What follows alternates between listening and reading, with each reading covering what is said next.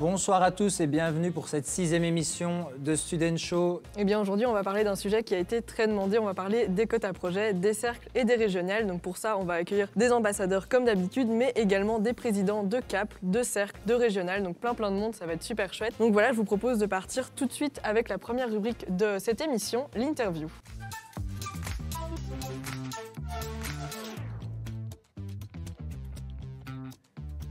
Et pour commencer cette émission, nous sommes en plateau avec Benjamin et Joséphine. Je m'appelle Joséphine, je suis en Master 1 en droit. Je suis actuellement au support code, donc un code à projet. Et avant ça, j'ai fait 2-3 années au cercle de droit qu'on appelle du coup l'ADEL. Et donc moi, c'est Benjamin, je suis actuellement en sciences économiques et de gestion en bac 3 et c'est ma 5e année à la régionale de la Liégeoise. Donc c'est possible d'être dans une régionale même si...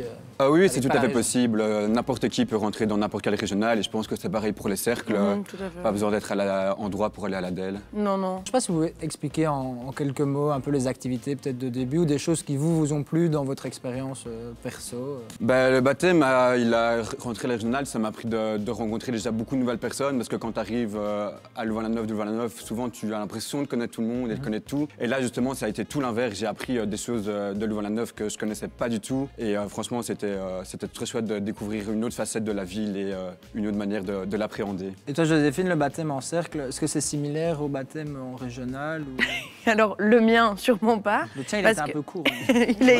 il a été doublement court, c'est-à-dire que je suis ce qu'on appelle fossile. Du coup, j'ai arrêté mon baptême. Et du coup, voilà, mais c'est pas du tout une mauvaise expérience. Enfin, j'en garde pas du tout une mauvaise expérience. Du coup, la première fois, c'est juste parce que je pense que j'avais pas pris assez de distance. Je prenais un peu tout trop à cœur et tout ça. Et ça arrive, c'est normal. Et c'est pas non plus une obligation, une fois qu'on va la première fois, de continuer. Pas du tout. Tout ça. Donc ça peut être aussi l'occasion de rappeler aux futurs étudiants qui nous regardent de quand même essayer. Et puis si ça vous plaît, ça vous plaît. Si ça vous plaît pas, ça vous plaît pas. Oui, voilà, c'est ça. Au moins tenter, quoi. Il n'y a pas du tout, en tout cas, moi, je l'ai pas ressenti comme ça du tout, ce truc de on est dedans, maintenant on doit rester dedans. Je l'ai pas ressenti comme ça. Faire son baptême, c'est bien. Moi, j'ai adoré mon baptême pour une des mêmes raisons que toi, c'est apprendre à connaître des gens. J'étais pas du genre à aller beaucoup en auditoire, du coup, j'avais pas des copains d'auditoire. Et là, ça permet vraiment de rencontrer plein de gens. Et est-ce que vous savez peut-être un peu expliquer des activités typiques? Enfin, tu disais que tu étais comitarde, voilà. Qu'est-ce que c'est exactement aussi l'organisation d'événements et expliquer peut-être un peu cet aspect-là aussi de la chose. Mais donc, je parlerai plus pour les régios. Là, souvent, les régios, donc le principe d'une régionale, c'est d'amener le folklore de sa région, de sa ville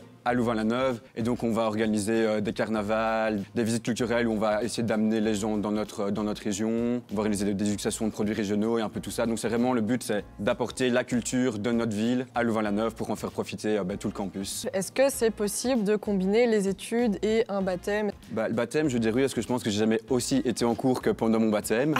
Donc voilà. Et après, oui, je pense que le baptême n'est pas forcément ce qui va te faire rater tes études. C'est ta manière d'apprendre tes cours, d'apprendre ta manière d'étudier et tout. Et les deux sont totalement conciliables, d'après moi en tout cas. Je pense que le baptême, c'est pas du tout inconciliable avec les études. C'était le quadrimestre que j'ai le mieux réussi sur toutes mes années pour l'instant. Donc je pense qu'il n'y a pas du tout de relation de cause à effet. Ce qui change vraiment, c'est qu'on arrive à l'UNIF, c'est un nouveau mode de vie, c'est un nouveau mode d'études et tout ça. Mais le baptême se finit relativement, il se finit pas en plein milieu du blocus ou après les examens. On sait souvent au début de l'année. C'est aussi une manière de ne pas être totalement perdu. Et en plus de ça, en dehors des gens qu'on a avec nous, on a aussi les gens au-dessus. C'est aussi des gens qui profondément n'ont pas envie de donner une mauvaise image du cercle, donc aideront les bleus.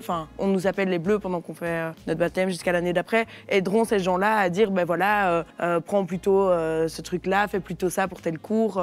Donc je pense que c'est vraiment pas inconciliable, non. Non, il y a une phrase qu'on répète le plus pendant le baptême, c'est on est surtout à Louvain-la-Neuve et à Lucie-Louvain pour étudier et pas pour faire la guindaille. Donc c'est d'abord les études et après il y a quand même la fête, mais ça vient après les études. En plus de ça, l'alcool est interdit pendant le baptême. Il faut pas avoir cette idée de se dire je vais devoir rester jusqu'à minuit, 2 heures, boire des chopes et après le lendemain devoir me réveiller à 8 heures pour aller en cours. Pas du tout. Quand les activités sont finies, on peut décider de rester et de passer du temps, mais c'est pas une obligation.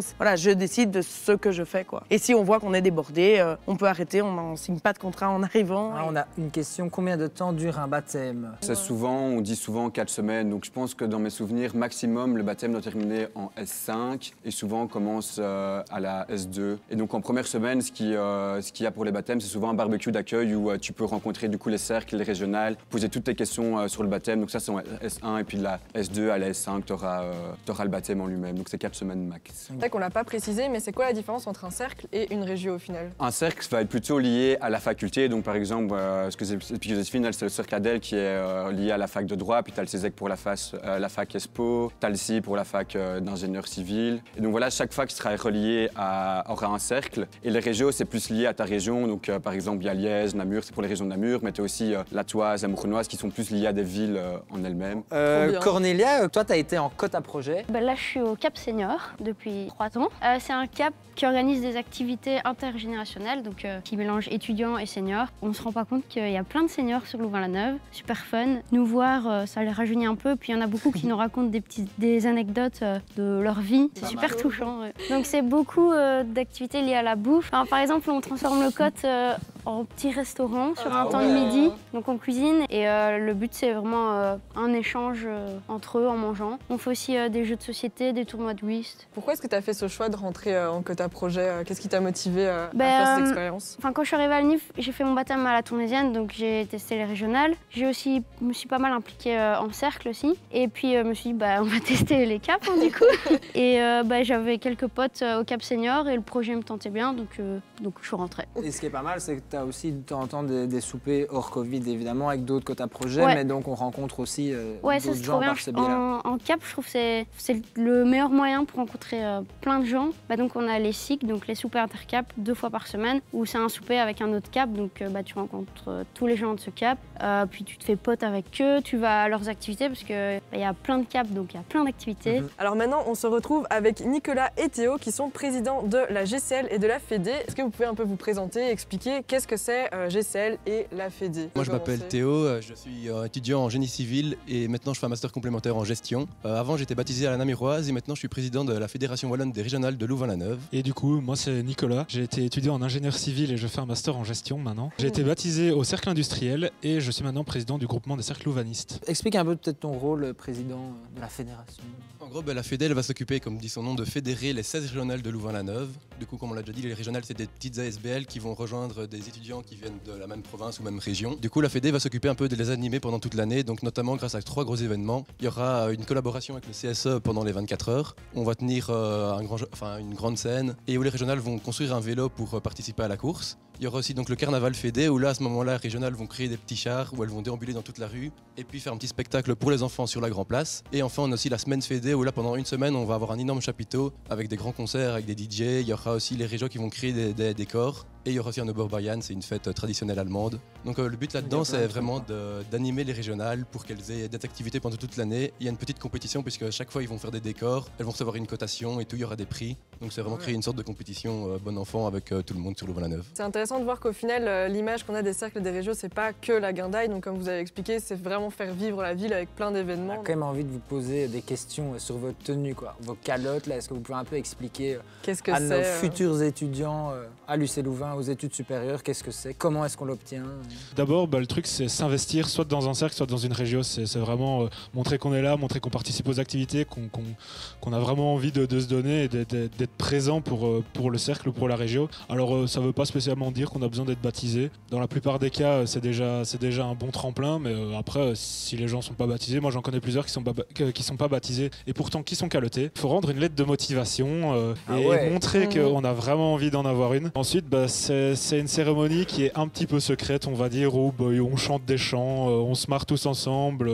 C'est vraiment un esprit assez bon enfant. À la fin, soit tu ressors avec une calotte, soit tu ressors sans calotte. Bon, pour la blague, ça s'appelle une corona, le moment où on passe sa calotte. C'est un peu bête, mais c'est dans le contexte actuellement, c'est une corona. Maintenant, on se retrouve avec Maude et Merlin. Est-ce que vous pouvez vous présenter? Qu'est-ce que vous faites? Dites-nous tout. Donc moi je m'appelle Maude, je suis en master 1 en sciences économiques et de gestion à la LSM. Je suis dans le collectif des quotas projets qui s'appelle l'Organe. Moi je m'appelle Merlin, je suis en master 2 de bio-ingénieur. Je fais partie du COT CSE Animation. Alors le CSE Animation, c'est un COT, mais c'est aussi une ASBL, c'est un quota projet et une ASBL qui en fait organise plusieurs animations tournées autour du sport pendant l'année. Un gros événement. Au début de l'année. Tout petit peu dans nos. En 6e semaine qui s'appelle les 24 heures vélo de Louvain-la-Neuve. On organise un ski étudiant et alors aussi les 5 et 10 miles au 2e quadrimestre. Et toi Maud, donc tu fais partie de l'Organe. Est-ce que tu peux expliquer en quelques mots ce que c'est l'Organe? Donc l'Organe, c'est soutenir et représenter les quotas projets. Donc on est dans plusieurs instances. instances de l'UC Louvain, par exemple Univers Santé, UCL Culture, etc. Et alors on crée aussi plusieurs événements pour la cohésion des quotas projets, par exemple le barbecue des quotas projets, où c'est les 700 personnes en quotas projets qui font un souper tous ensemble pour se rencontrer. Donc vous êtes un peu le quota projet qui chapeaute un peu tous les autres, qui crée les événements. C'est ça, un peu le secrétariat des quotas projets. Exact. Comment est-ce qu'on rentre dans un quota projet? Comment ça se passe? Alors vers mars-avril, il y a des soupers de recrutement qui se font. Donc chaque quota projet met des événements sur Facebook. Il y a plein de groupes Facebook comme Cap UC Louvain Activité où vous pouvez retrouver tout ce type d'événements. Et du coup, vous pouvez contacter sur les pages Facebook dans les codes qui vous intéressent. Et alors, on organise aussi la foire des quotas projets où là, c'est une foire qui, cette année d'ailleurs, c'est fait en virtuel. Donc c'est sympa parce que sur le site, il y a une map qui représente tous les quotas projets que vous pouvez retrouver. Et chaque description est mise dessus. Et donc, vous pouvez juste les contacter après sur Facebook.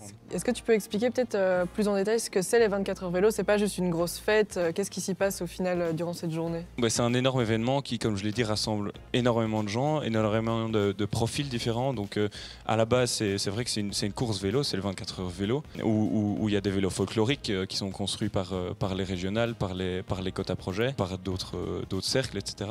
Il y a une course, donc des vélos qui sont là pour la vitesse, voilà. Et puis après, tout autour de ça, il y a une énorme fête qui rassemble des jeunes, comme des ados, comme des étudiants, comme des habitants de Louvain-la-Neuve. Ça rassemble vraiment tout le monde.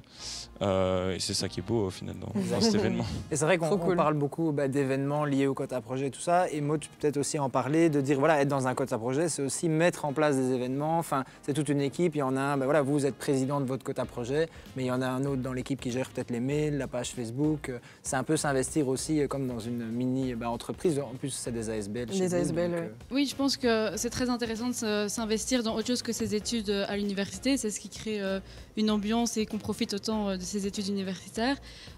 Et ça t'apprend aussi d'avoir des responsabilités, de vivre en groupe. Je pense que c'est très important. Et ce qui est trop chouette aussi, c'est de rencontrer plein de gens qui ne sont pas dans tes études. Ça t'ouvre vraiment l'esprit de ouf. Et en quota projet, ce qui est chouette, c'est qu'il y a plein de soupers intercap et donc tu rencontres vraiment tous les profils différents et que des gens hyper investis et proactifs. Donc c'est incroyable. On va partir pour le premier petit jeu de la soirée qui s'appelle Tis hors date.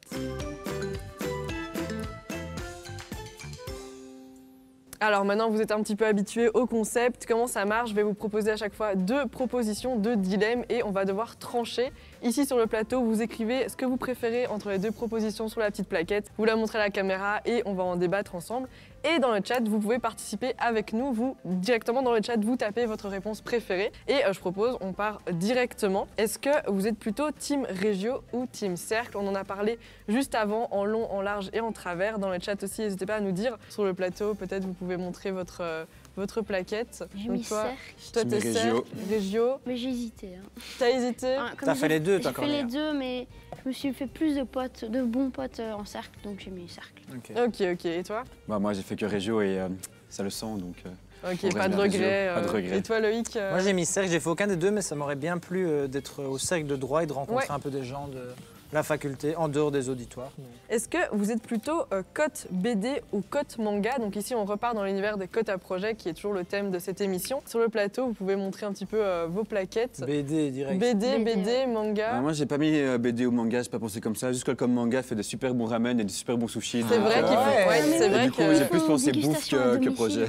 C'est vrai que c'est pas que des mangas, ils font aussi, comme tu dis, des ateliers bouffe, etc. Donc c'est trop bien. C'est trop bien. J'espère que ça vous a plu dans les chats, j'espère aussi que ça vous a plu. Et on va passer maintenant au deuxième petit jeu de la soirée avec qui veut gagner des crédits.